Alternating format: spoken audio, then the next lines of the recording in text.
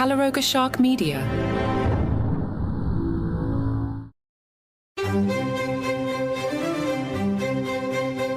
Hello and welcome to Palace Intrigue. I am your host, Mark Francis. Well, we went 2 entire episodes without mentioning Meghan, so let's see what's going on in Montecito.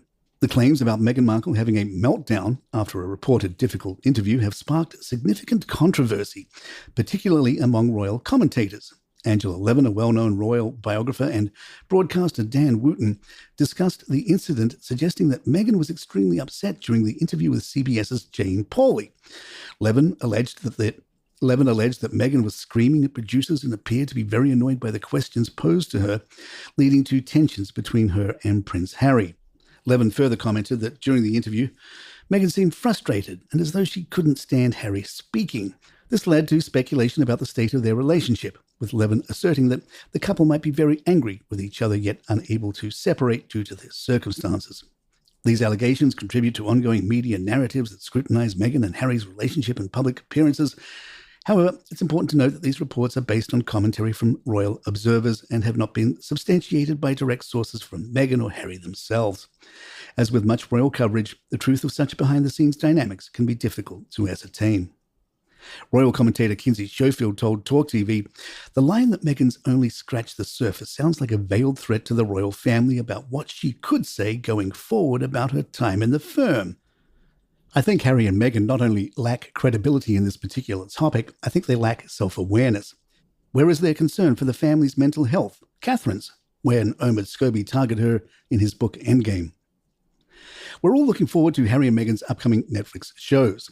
The first series will focus on Meghan Markle's personal passions, specifically cooking, gardening, and entertaining. The show promises to give viewers a more intimate look into her lifestyle, featuring activities that resonate with her known interests in wellness and home life. The second series will highlight Prince Harry and his deep connection to the sport of polo, which has been a significant part of his life both as a player and a supporter of charitable causes. This series will offer an inside look at the world of competitive polo, focusing on the US Open Polo Championship in Wellington, Florida. An industry observer tells Palace Intrigue, "You might get people to watch Meghan's show, even as a hate watch, but Harry's thing sounds like the sort of show you just swallow to get the bigger deal done. In the end, all they are doing is ruining their brand with diminishing returns. If Meghan ever gets around to actually podcasting again, Lemonada might regret that deal." In addition to these Netflix series, Meghan Markle is set to launch her designer jam and dog biscuits line, American Riviera Orchard, which will presumably tie into themes explored in her Netflix series. A royal insider spoke to In Touch Weekly about Meghan's upcoming product extension to the jam and dog biscuits.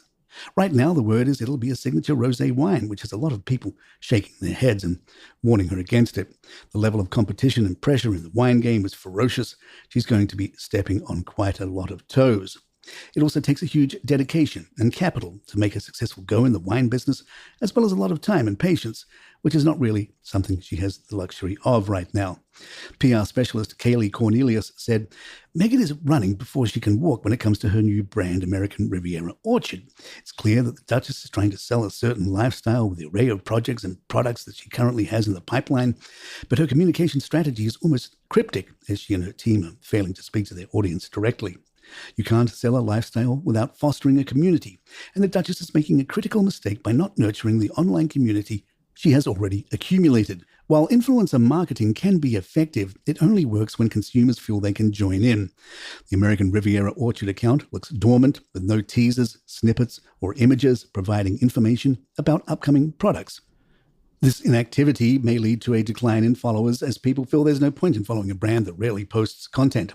Fans may also begin to feel disconnected from the brand, perceiving the products as too exclusive and lacking a compelling hook to keep them interested. If Meghan were my client, I'd advise her to make a social media comeback, whether by taking the lead on the American Riviera Orchard account or starting her own personal account, as she needs to engage with her audience before they can get bored and tune out entirely." Palace Intrigue will be right back.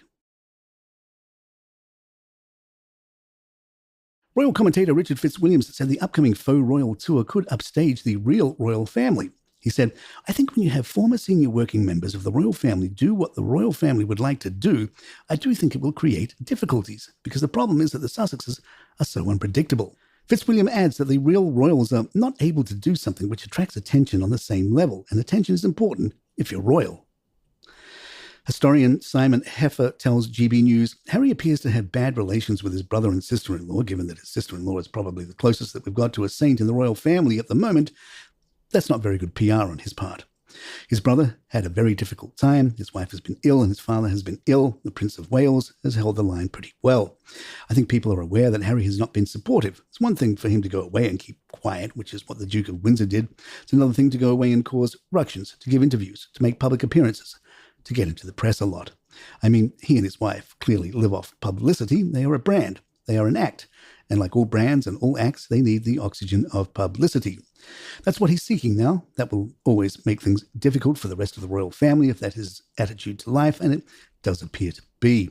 I understand he's got to earn a living, but nobody forced him into this. He didn't have to leave the royal family. It's quite clear that his father in particular wanted him to stay. It was quite clear that there was a serious job for him to do. Richard Eden in the Daily Mail writes that someone who worked for the royals before Meg's had told him, it seems quite clear that they are desperate to start healing the rift. Eden shares that as evidence, the source points to the string of stories that have recently appeared in People magazine, a favourite outlet of the Sussexes. They included an article about Harry's despair that his father was not accepting his phone calls, and another claiming that his rift with Prince William was not irreparable. So why the need to make up with the family? Trump, Eden writes, with the possibility of a hostile new president in his adopted homeland, Harry really may need to board that freedom flight back home. And there you have it. If you'd like to email us, our address is thepalaceintrigue@gmail.com. Please follow us on Spotify, Apple, or the app of your choice. And leave us a review or 5 stars if you're enjoying the show. I'm Mark Francis. My thanks to John McDermott. This is Palace Intrigue. Good times.